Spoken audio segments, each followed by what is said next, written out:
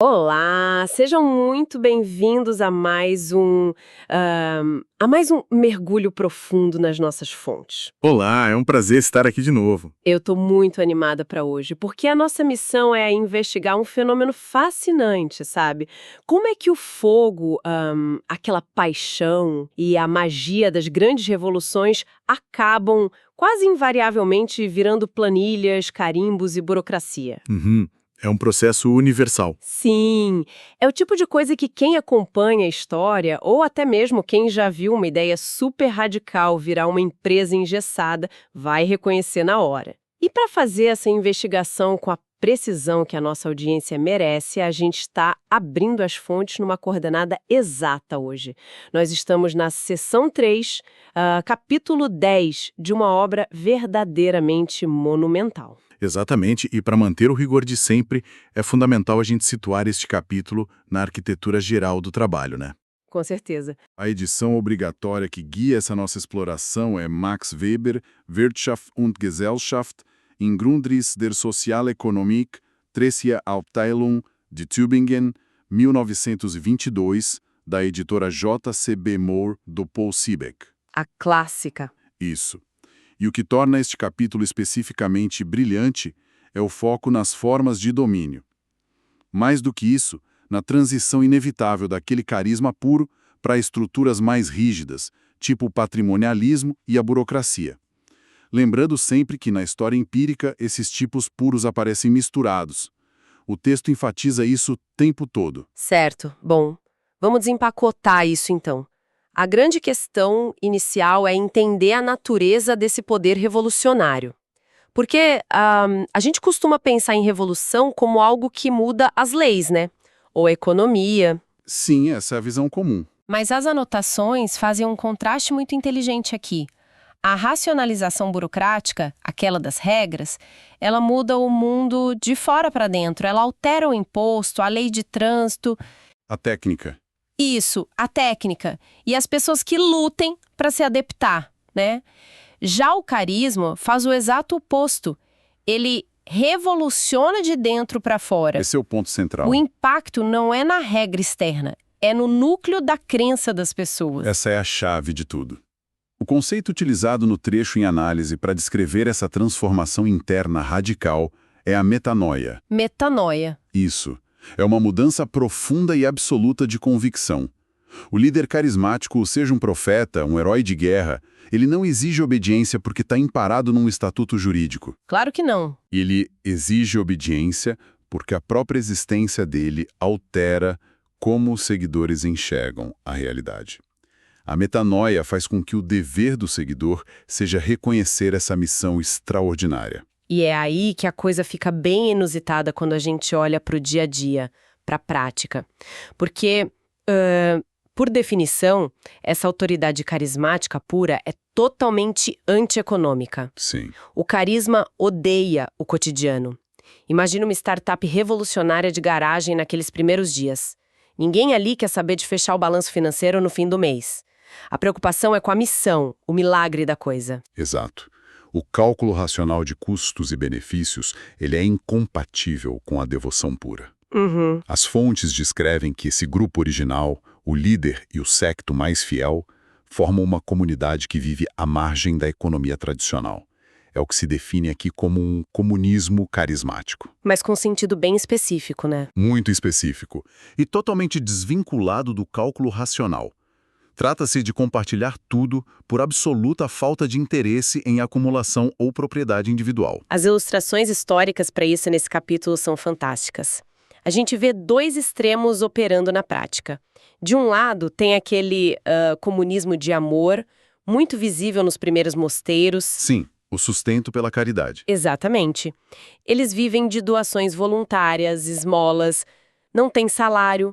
E do outro lado, existe o comunismo de acampamento ou de saque, que é a realidade dos exércitos primitivos. O líder conquista o espólio da cidade vizinha e simplesmente divide tudo entre os seguidores. E o ponto em comum entre o mosteiro e o bando de guerreiros é a ausência de carreiras ou ordenados regulares. Tudo no improviso. Tudo gira em torno do líder e da provisão imediata. No entanto, E este é o grande motor da história institucional que a gente está analisando. Essa vida de pura devoção tem prazo de validade. A paixão original cansa, né? Cansa. E é aqui que entramos no processo que o material original chama de Veralltäglichung, ou seja, a rotinização ou cotidianização do carisma. Essa rotinização, a Veralltäglichung, parece quase uma lei da gravidade social, porque a instabilidade exaure as pessoas. Inevitavelmente. Imagina a cena, aqueles jovens guerreiros começam a envelhecer. De repente, eles têm famílias para alimentar. Eles precisam de um teto. Ninguém quer viver de milagre para sempre. A necessidade humana por segurança material bate a porta. Bate forte. E aí, a demanda passa a ser por transformar aquela graça que era passageira numa posse duradoura. A mágica vira burocracia. É o triunfo dos interesses econômicos do cotidiano e as mudanças descritas são muito concretas. Aqueles presentes voluntários que pareciam tão espontâneos, aos poucos viram taxas regulares. Obrigações, né? Isso, o sustento comunal dá lugar a benefícios fixos e direitos adquiridos para os veteranos, o que o texto denomina de prebende, ou prebendas. O seguidor, na prática, se transforma num funcionário com renda garantida. Mas tem um momento crítico nessa transformação toda, que é a prova de fogo. É quando o líder original desaparece ou morre.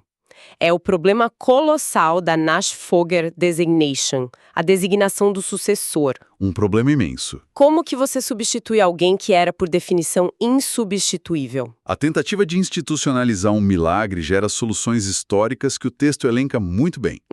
Em alguns casos, busca-se ativamente por marcas físicas que comprovem a reencarnação do carisma original. O clássico exemplo da busca pelo novo Dalai Lama. Nossa, sim. A procura pelos sinais da graça. Exato. Em outras situações, o próprio líder em vida aponta o dedo e transfere o manto, que é um modelo que ecoa nas práticas dos magistrados romanos antigos. E tem aquele método que chama muita atenção na leitura, a designação feita pelo círculo mais íntimo, o secto, que depois precisa ser validada pela aclamação da comunidade. E é aí que entramos num ponto crucial. Sim, porque, mergulhando nessa ideia de aclamação, a gente esbarra numa revelação sobre a origem do voto. É imperativo notar a ambiguidade do termo eleição nesse contexto antigo. A lógica difere fundamentalmente do conceito democrático moderno. Totalmente diferente. Hoje, se entende a eleição como a vitória da preferência da maioria. Mas nas raízes do processo de sucessão carismática, o voto não era uma escolha livre. Essa foi talvez a maior quebra de expectativa do nosso estudo. A votação não era uma preferência pessoal. Era o reconhecimento de uma verdade. A qualidade carismática já estava lá, depositada num candidato. Votar era só atestar quem era o portador. Exatamente. Por isso, o princípio da unanimidade era tão buscado. Se o carisma é uma força objetiva, todos deveriam conseguir enxergá-lo. Faz sentido. Consequentemente, votar no candidato errado não era ter uma opinião diferente. Era considerado um sacrilégio, uma cegueira espiritual. Imagina a pressão de participar de uma votação assim. A minoria muitas vezes precisava ceder publicamente, pedir perdão para restaurar a ordem. O erro era uma ofensa ao divino. Essa tensão enorme explica por que as sociedades buscaram formas mais seguras de transmitir autoridade, o que nos leva à fase da Versachlichung. A Versachlichung, que a gente pode traduzir como a objetivação ou despersonalização do carisma, né? Correto. É o processo onde a aura mágica deixa de ser imprevisível e presa ao indivíduo e passa a se fixar em elementos transferíveis. A magia precisa de um recipiente mais estável. E a forma clássica é o carisma se fundir com o sangue. O surgimento do Gentile-charisma, o carisma de linhagem, e do Erbe-charisma, o carisma hereditário. A crença muda, né? A mágica escorrega do herói fundador para a família inteira. Toda a descendência vira portadora dessa qualidade intocável, formando as dinastias nobres. E olha a ironia histórica, a legitimidade que antes vinha de quebrar regras, agora vem exclusivamente da ancestralidade. O revolucionário vira a base da elite conservadora. Uma transformação profunda, sem dúvida. E além do sangue, a Versachlichung. encontra outro recipiente, a própria instituição. É o que o texto conceitua como Amtscharisma, o carisma do cargo. A graça não pertence mais à pessoa, nem à família dela, mas à cadeira em que ela senta. A autoridade está no ofício. E para ilustrar isso, as fontes traçam um paralelo entre duas visões religiosas sobre a autoridade. E é super importante lembrar, para quem escuta, que a gente olha para isso não como debate teológico de certo e errado, mas puramente como mecanismos de construção institucional. A gente mantém total neutralidade aqui reportando o texto. Perfeitamente. De um lado, no texto, observa-se a estrutura da Igreja Católica histórica. Ao ser ordenado, o sacerdote recebe um character indelibilis, um caráter indelével. O carisma fica no cargo. Isso. O brilhantismo institucional desse conceito é que a validade do ato sagrado independe das falhas pessoais do padre. O sacramento funciona porque o ofício carrega o carisma. Isso permitiu construir uma burocracia imensa e protegida. E do outro lado do espectro surge o contraste com a perspectiva do puritanismo descrito no livro. Que rejeita a veneração à criatura humana. Exato, não tem aura mágica na pessoa e nem no cargo. Magistrados, líderes são vistos como seres falhos, como qualquer um. O cargo é despido de santidade, é só uma função prática para manter a ordem civil, desprovido de Amtscharisma. É a desmistificação da autoridade. Agora, essa preocupação em controlar o carisma molda também como as sociedades preparam as novas gerações. Verdade, a parte da educação é um choque de realidade. Hoje a gente pensa em educação como treinamento especializado, para formar profissionais racionais. Sim, mas a educação carismática descrita nas análises heróicas é o oposto disso. Ninguém sentava numa mesa para aprender a ser guerreiro. O propósito não é o acúmulo de conhecimento, mas o Wiedergeburt, o renascimento. O renascimento. A premissa é que a qualidade já está latente no novato. O papel não é ensinar, mas forçar a magia a se manifestar através de provações extremas, torturas, isolamento. Tudo para gerar a capacidade de entrar em êxtase. É a forja pelo choque. Quase impensável para nós hoje. Totalmente distante da nossa realidade burocrática. E o texto faz uma observação peculiar sobre a Grécia Antiga nesse ponto. Na Grécia, não se desenvolveu um sistema educacional puramente sacerdotal nos moldes de outras civilizações. A elite foi muito influenciada por Homero, pela poesia. E é crucial ressaltar como a fonte interpreta isso. Não é uma regra sociológica, mas descrito literalmente como, em parte, um acaso fatídico, um Schicksalsvoller Zufall. Uma contingência da história. Sim. Mas independentemente dessas rotas, o destino final das associações heróicas costuma ser um processo bem específico que as fontes detalham: a plutocratização. Plutocratização, ou seja, transformar o heroísmo no poder puro do dinheiro? Exatamente. A lógica é fascinante. Aqueles clubes fechados de guerreiros perdem a função militar com o tempo. A guerra acaba, o Estado se centraliza, e o que sobra? O clube exclusivo. A porta de entrada muda de natureza. Como não há mais batalhas para despertar o Wiedergeburt, a prova se desloca para a esfera econômica. O direito de entrar é comprado através de festas colossais e banquetes. O pedágio financeiro substitui o heroísmo. O sangue dá lugar ao ouro. E se essa transição parece dramática, a forma como afeta os partidos políticos modernos, que é o mergulho final do texto, explica muito do nosso mundo. Com certeza. Porque o surgimento de um partido genuíno é quase sempre um evento carismático. O ciclo do partido espelha perfeitamente a Veralteglition. Tudo começa passional, com um demagogo que promete uma ruptura. Não tem estrutura, só convicção. Só que emoção não sustenta eleição sucessiva, né? A rotina é implacável. O movimento precisa de diretório, folha de pagamento, propaganda. Precisa da máquina partidária. E aí as regras mudam. A dinâmica inverte. O texto demonstra que, ao virarem máquinas burocráticas, o controle escorrega das mãos dos heróis. Quem assume são os honoratiorem, os notáveis da sociedade. Pessoas com tempo e recursos. E, em fases mais profissionais, os técnicos e chefões que dominam as finanças e as listas de eleitores. O líder carismático acaba reduzido a um rosto no cartaz. O poder real fica com quem controla os cofres. A magia original só ressurge naqueles raros momentos de comício lotado para depois ser domesticada pelas planilhas. É a vitória da estrutura sobre a paixão. E observando todo esse trajeto que analisamos neste capítulo, podemos extrair 3 aprendizados muito concretos. Vamos lá.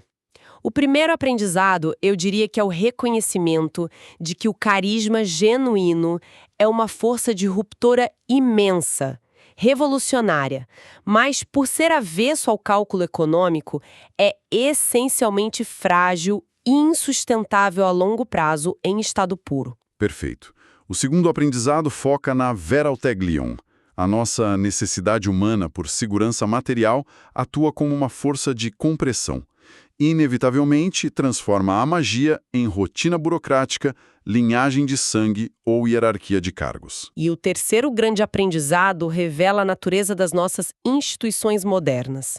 Sistemas eleitorais, máquinas partidárias, muitas dessas estruturas nasceram da tentativa ansiosa de aprisionar e perpetuar aquela centelha do carisma original. O voto que nasceu do medo do sacrilégio é um ótimo exemplo. Fósseis vivos da institucionalização. Exato. O que nos empurra para uma linha de pensamento final bem provocativa para quem nos escuta refletir. Qual seria? Se a gente observar com calma, toda grande estrutura, por mais mágica que pareça na fundação, acaba refém da burocracia do cotidiano. Será que a humanidade está condenada a criar rotinas sufocantes apenas para que gerações depois precisem de um novo líder carismático para quebrar essas regras, para então construir novos muros logo em seguida? Uma reflexão excelente sobre a persistência dos ciclos institucionais que atravessam a história. É de explodir a cabeça, né? E com essa reflexão de peso, encerramos essa análise aprofundada. Agradecemos demais a companhia de quem esteve conosco até aqui, desbravando esses conceitos densos. Foi um excelente mergulho profundo. Não deixem de acompanhar o nosso trabalho, pois no próximo encontro abriremos novas sessões das fontes para revelar engrenagens ainda mais surpreendentes sobre como as sociedades humanas se organizam e se dominam. Até a próxima investigação.